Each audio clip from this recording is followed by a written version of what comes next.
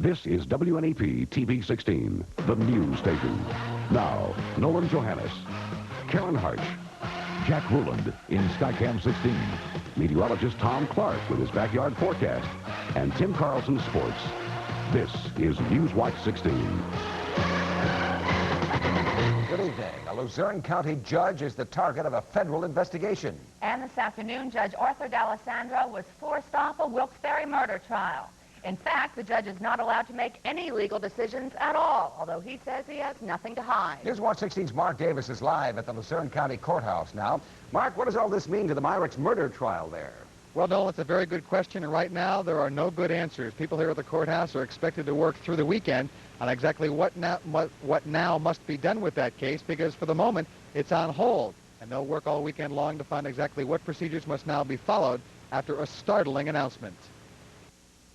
I have received a call from the Chief Justice to assign Judge D'Alessandro to non-decisional duties only, and he will no longer be presiding in this case. That surprise announcement stunned the Luzerne County Courthouse and followed about an hour of waiting. Jury selection in the murder case against 32-year-old Leroy Myrick of Wilkes-Barre had been abruptly stopped. Myrick is charged with last March's strangulation murder of Hugh Mac McGee. The judge hearing the case, Arthur D'Alessandro, later told reporters why. He has received a letter notifying him he's the target of a federal investigation. I assume it is in connection with the investigation going on by the grand jury in Lackawanna County. That is in federal court. And how were you so notified of that investigation? We've known it's been going on for a long time. But weren't you formally notified? Yes. You told us earlier? Yes. I was sent a letter for formal notification. D'Alessandro adding quickly he expects to be fully vindicated. There's absolutely nothing I've done wrong, nothing illegal, nothing criminal, and there's no reason for me to be other than calm. That's plain, simple, factual, and direct. Now, the judge would not tell us exactly what the contents of the letter are, but he did say that federal agents did visit an area car dealership that he has been connected to in the past, that visit occurring back in August. Now, we should stress that this is not an indictment and no charges have been filed, but it does place the future of the Leroy Myrick's murder case in severe doubt. That case has been going on now for 3 weeks with pre-trial motions, and a total of 9 jurors have already been selected and taken away from their families until this case can begin. So for the time being, that case is on hold. We should know more Monday morning when this matter should be all cleared up as far as the future of the Leroy Myrick's murder case. We'll be following it for you and have more through the weekend. I'm Mark Davis, Newswatch 16, live with the Instacam at the Luzerne County Courthouse in Wilkes-Barre. Police say there's a danger near a landfill in Lackawanna County, and people who live near it in Taylor say on rainy days like today, one roadway becomes as slick as ice. Newswatch 16's Bob Reynolds says out-of-town garbage trucks are being blamed for the muddy mess. Mud so thick that a street sweeper has trouble keeping up with it. This is Union Street in Taylor at the entrance to the Amity landfill. The blame is being placed on garbage trucks, many of them carrying trash from outside of our area into the landfill. Authorities say the big rigs track mud from the landfill onto the paved road. Dirt roads went back. They disappeared in 1929. We have them in 1986. Gets a little slippery when it's raining, like now. If you want to step on the brakes, like an emergency, you slide pretty good. Police say they're very concerned. In fact, so concerned that they've issued about 7 tickets so far, including one to the owner of the Amity landfill. Police say their crackdown will continue because they see the situation as being dangerous to anyone who travels the road. There was a truck yesterday morning, I would say roughly about 5 after 8 in the morning, coming out of the landfill, a flatbed, got halfway up in the eastbound lane and slid backwards. Traffic coming behind him had to come to a complete stop, and there was a couple school buses in that traffic lane with children on the bus. No one was hurt, and landfill owner Joseph Amity blames nature for all the mess. We've had 6 days of solid rain. What do you expect? In December, we had 16 days of rain. And we were sicker about the rain than anybody because we had our work in the crap. Joseph Amity says he's fighting the mess. A street sweeper has been pressed into service, and truckers are told to clean off the rigs before leaving the landfill. Amity says a paved road is planned for the landfill and adds that road will help, but not eliminate the slippery, gooey problem. Bob Reynolds, Newswatch 16, Taylor. Some flood victims in North Scranton took their complaints to City Hall today. The residents say they've been flooded out of their homes too many times, and they say the city is not doing enough to help. We are in trouble, desperate trouble. And I said, when it comes to money, every time we ask them, say, there's no money, right? But damn it, they can go and get money for something else. Now, you're talking about lives in our homes. City officials agree a lot needs to be done to prevent flooding in Scranton. They have taken steps such as installing a trash rack in this creek that runs into the Lackawanna River. It catches debris before it clogs up storm drains. And workers have cleared away debris that was blocking valves along the river. Those valves let water out of the storm drains. The city admits it's only a temporary solution to the Scranton flooding and that officials are doing the best they can with the money that's available. It's still a mystery in Northumberland County just how 14 of 16 office workers in the same building became sick. The workers in Sunbury at the Domestic Relations Office of Northumberland County all complained of sore throats, nausea, and headaches last week Friday. The sickness returned again this week, with 3 workers admitted to a hospital. Today, a certified industrial hygienist took tests in the offices to see if there are any chemical irritants or contamination in the building. Meantime, a temporary domestic relations center has been set up in the Northumberland County Courthouse in Sunbury. Coming up, the man who Pennsylvanians think will be our next president. Plus, the students who are getting a lesson in elections by running for office. The stories as Newswatch 16 continues. No more excuses for spots. Spots. The kids probably unloaded the dishwasher. I think she borrowed them. Louise. I air-dried these dishes. No more excuses for spots with new improved Cascade. Under tough conditions like air drying, other leading brands can leave spots. Cascade's advanced sheeting action leaves dishes virtually spotless. Let's start over with Cascade. Beautiful. Everything looks wonderful. Even when you air dry, there's no excuse for spots with new improved Cascade. In Washington, the House and the Senate seem to be on separate schedules when it comes to Scranton's Steamtown tourist attraction. Getting Steamtown designated a National Historic Site along with federal financial support is meeting with continued success in the House. After unanimously passing 2 committees, the final step comes Monday when the full House votes on the bill proposed by Congressman Joseph McDade. But in the Senate, just the opposite, the Steamtown bill proposed by Senator Arlen Specter is bogged down in the Senate Interior Committee. The prospect is dim, say some, for the full Senate to get the bill before the end of the 99th Congress comes on October the 10th. The 2 Scranton natives running for governor of Pennsylvania had their first debate today in Harrisburg. The hour-long debate will be shown tonight at 7 on WVIA-TV. The issue, the economy. Lieutenant Governor William Scranton, a Republican, and his Democratic challenger, Bob Casey, have their own ideas on improving Pennsylvania's economy and bringing in new jobs. Tech plan, our plan for the future of this economy, wants to take the bureaucracy that Mr. Scranton is tied to and abolish it and bring entrepreneurs and private sector people and people who are committed to the future of this Commonwealth into government. I will tell you what high technology will do in my Pennsylvania. High technology will be used to produce jobs, to make our manufacturing more flexible, more productive, to make sure that our workers in Pennsylvania have access to the finest machinery available so that we can compete with other countries of this world. WNEP-TV will also broadcast a debate between the 2 candidates for governor on October 22nd at 7 at night. Our Newswatch 16 Teichner Associates poll that we told you about earlier this week shows Casey and Scranton in a neck-and-neck race for governor, with Scranton just a few points ahead of Casey in our area.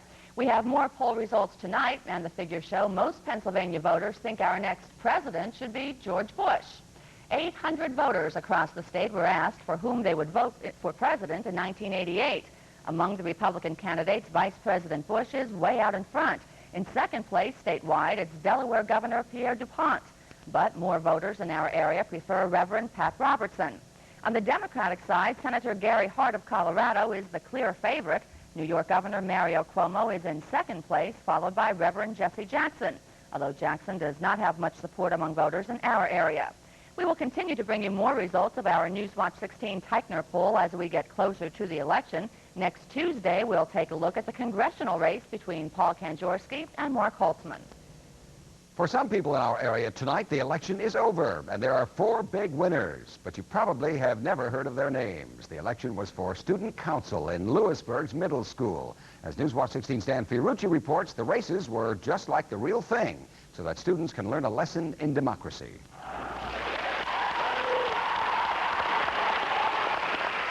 It looks like an ordinary rally, but actually it's a social studies lesson. My name is Kristen Dotton, and I'm running for the office of treasurer for the student council. Our These students are listening to candidates promising them the 8th grade equivalent of a chicken in every pot. One of the main responsibilities of the treasurer is supervising the student lunch loan fund. If you forget your lunch money, you can borrow it from this fund. Why do you think this is better than the standard student elections that you find in most schools? It's more realistic. Social studies teacher Bill Haas makes the elections resemble the real thing, right down to the filing of campaign expense forms. I would say the most that we've ever had spent on an election would be $15 or $20. That's the big spender. That's the big spender. Once again, thank you. What do you like best about this? Yelling. Of course, not all the voters take this seriously, but they all take part, signing voter registration forms and casting ballots in booths, which are private from all but the tallest of news photographers. The purpose of this, of course, is for adults to teach children about real-world elections. Or perhaps these kids have something to teach us. There was virtually 100% voter turnout here today. In many election districts, in real life, the turnout's something like 50%. Dan Fiorucci, Newswatch 16, Union County. Next, the man who will run on his record. The man voted most likely to succeed in weather forecasting, meteorologist Tom Clark. Oh, And boy. Tom, we're casting votes for sunshine for the weekend. Oh, a lot of people are. I'm going to talk about some sunshine this weekend. Oh, good. Okay, I'll tell you which day that will be for sunshine when we come back. You're watching Newswatch 16 on WNEP TV, and we're proud to serve Lewisburg and all of Union County. Giant Floors Home Decorating Days going on now. The sale of the year on everything for your home. The kitchen of your dreams can be yours with Congolium Bright Life. Now sale price just $8.99 a square yard. Congolium Bright Life comes in over 15 patterns and features a high gloss wear layer. New Congolium Bright Life. Store-wide savings plus free decorating, great selections, and 6 months to pay with no interest. Now during Home Decorating Days at Giant Floor and Wall Covering Company. Tonight at sundown, Jews around the world begin the observance of the High Holy Days. Rosh Hashanah services are being held tonight. The Jewish New Year of 5747 starts tonight. It begins a 10-day period of spiritual reflection for Jews, ending with Yom Kippur, a day of total fasting on October 13th. Now out to the backyard, which I imagine is very soggy. How about it? Very wet, Karen. Thank you. I'm disappointed we couldn't see the solar eclipse today. There's just no way. The cloud's so thick, and the rain just kept coming down. Just over a half-inch of rain has fallen here. No major flooding problems are anticipated for northeastern and central Pennsylvania, but they're having some big problems out in the western half of the state, where some streams are running out of the banks as I speak. Very heavy rain out that way, and it'll come down hard here at times. Nothing like a good hard October rain to drag down all those red, yellow, and orange leaves from the trees. Now, let's check in with some weather watchers now and begin out there in Clinton County, where Glenn Englert in Woolwich has 61 degrees now. He's had about 6/10 of an inch, the same as here, and it's still coming down with the rain and fog. Merle Christ in New Tripoli, Lehigh County, 60 degrees. About a 3/10 of an inch of rain down there so far today, still coming down. And John Rose in Hickory Grove, Susquehanna County, still raining, 58 up there tonight. In the backyard now, just miserable. A light rain falling. It was heavy about 10 minutes ago. 61 degrees, 96% humidity. The wind southwest at 8, and the barometer now at 29.9 and falling. That's one that Nolan can help me out with. Okay, today, 62 the high. That's about all I got to. 53 the low last night. 84 and 34 are the records for this date, and look at the range a year ago. Cool. 56 and 50. We have some air like that heading our way. And one of the monster puddles this afternoon in our parking lot. Satellite view coming up next. A band of bright rain clouds from Pennsylvania out across the Midwest. Record heat in the southeast, 94, Columbia, South Carolina. Temperatures in the 90s all over that part of the country. The flooding continues. Massive flooding today in Missouri. Many streams and rivers at record crests tonight. And 10 inches of snow in the Black Hills of South Dakota. Now we have some warm air trying to push in from the the southwest in the 70s today in Pittsburgh. This warm front is now moving through, so temperatures tonight may actually rise just a bit.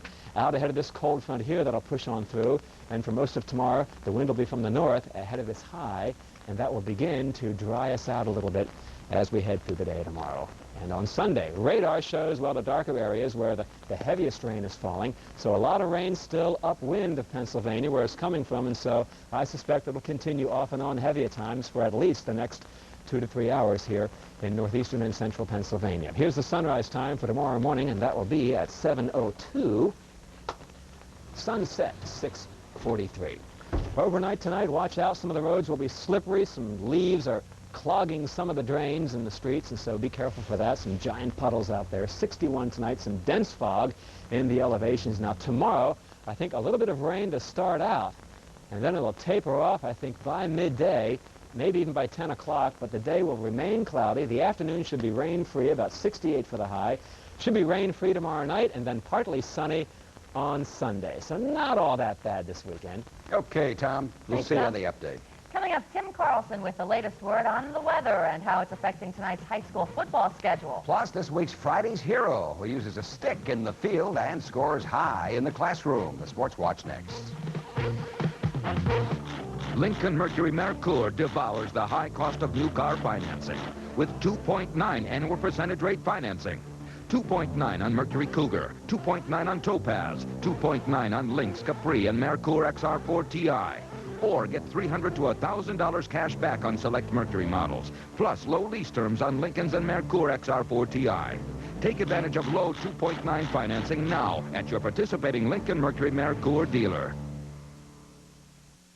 Well, the rains came down, and I'll bet that has an effect on some sports results we'll be looking for at 11 tonight. Absolutely right, Nolan. That's the way it goes sometimes. Take a look outside. You can guess I'm about to tell you about high school football games on the postponed list for tonight. Well, actually, what you're about to see is a list of the games still going on is scheduled tonight. If you don't see your game in this list, it has been postponed. Let's check them out right now. First of all, these games will be played Wyoming Valley Division II, Nanacoke at Tunkhannock. In the Suburban Conference, Lackawanna Trail at Honesdale. In the Northern Tier, Towanda at Troy, Canton at Wellsboro. In the East Penn Conference, Emmaus at Allentown, Allen. In the Eastern Conference, Freeland at Williams Valley. Remember now, these games will be played. High school football schedule includes Mount Carmel at Reading, East Juniata at Upper Dauphin, Kishwaukee at Millersburg, Mount Union at Lewistown, Renovo Bucktail at West Branch, Huntington at Bald Eagle area, Chief Logan at Belfont, Hollidaysburg at State College, South Huntington at Penns Valley, and Newport at Juniata. Again, those were the games still to be played tonight. All others not listed have been postponed. All the scores and highlights of the games that will be played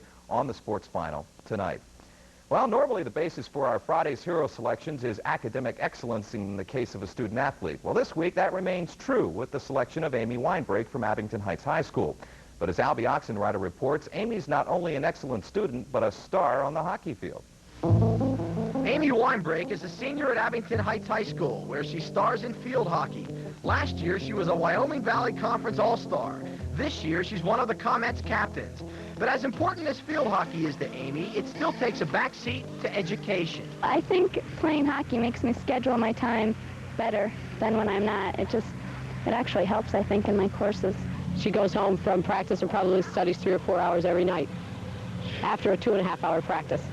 We caught up with Amy during her phys ed class, certainly one of her easier classes in a schedule that also includes honors courses in English, calculus, physics, European history, along with computer science and third-year Spanish. Most impressive is her performance in these classes. Amy's average is 96.5 out of a possible 100. Good enough to rank her 10th in a class of 269. She also qualified for the National Honor Society.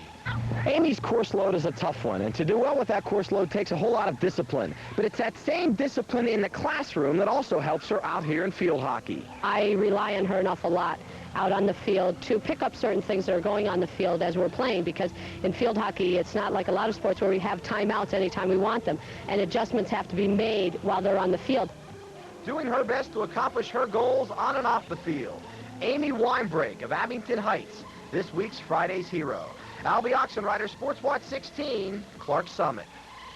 Penn State will meet Rutgers tomorrow at Beaver Stadium. Both teams coming into the game undefeated. Rutgers with a tie in 4 games played. One of the reasons for Rutgers' early season success is a good defense. The Scarlet Knights defense, giving up an average of 15.7 points per game, will have to deal with a Penn State offense that's averaging almost 38 points in 3 games, led by quarterback John Schaefer, who's gone 30 for 55 for 446 yards and 6 touchdown passes. He's ready for the Rutgers challenge. They're good, and they'll be very good. We're fortunate that we play them here this year, but, you know, they're good. They're awfully talented, and Coach Anderson knows an awful lot about Penn State's system, and especially offensive system. Penn State coach Joe Paterno figures his team will have to stay with basic and clean offensive execution against the well-coached Rutgers defense. I just hope we can be a little bit more precise, maybe not kick the ball around as much as we've had. We've had too many fumbles for me to be comfortable with what we're doing, but I don't think we need a lot of fancy plays. I think we just need to execute some things maybe a little bit better. Game time tomorrow is 12:20 at Beaver Stadium. Penn State's going to win that one easily. Okay, thanks, Tim. Still ahead, the new coach in Schuylkill County. Motor coach, that is, will catch the new bus when Newswatch 16 continues. Save on quality hardware and tools during the Pro Fall Sale. Over 200 super values, like this sturdy adjustable closet rod from Stanley. It's easy to install and pro priced at just $269.